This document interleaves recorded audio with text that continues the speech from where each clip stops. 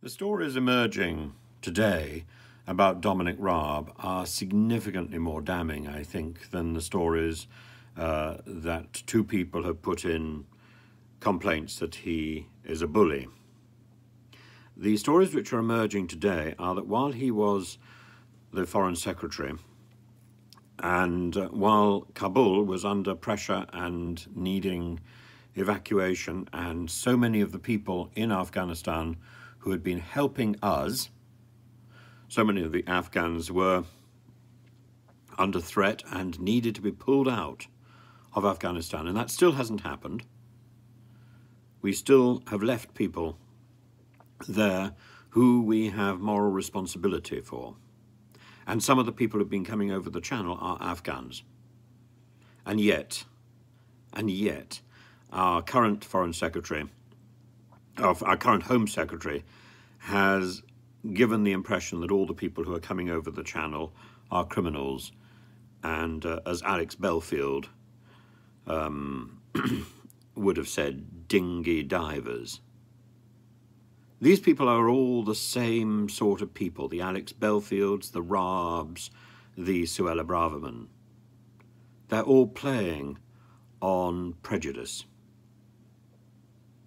And in this particular case, I've said for a long time that Dominic Raab was lazy, that he preferred to sun himself on the beach in Crete rather than get on with the job in hand. Now we learn that he was deliberately not talking to individuals who he called time wasters, and that this led to, quote, blockages. And this was costly. It produced long-lasting damage, particularly during the evacuation. And, of course, he himself was absent during so much of the crisis. This, I think, is significantly more important than the allegations of bullying, though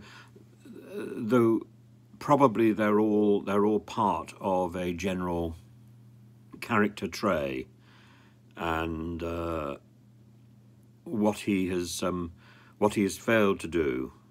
This is negligence in high office, and he has put people's lives at risk in the same way as Suella Braverman has put people's lives at risk, as Priti Patel has put people's lives at risk.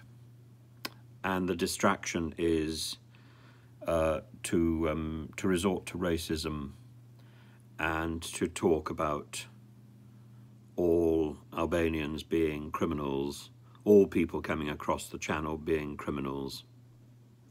It's simply wrong. And I heard a piece by Julia Hartley-Brewer the other day when she was interviewing some twit, and he moved from the point where he was describing the Albanians as criminals to describing them as terrorists, and she didn't interfere, she didn't intervene, she didn't stop him. I wrote to her the other day. I'm waiting for her reply.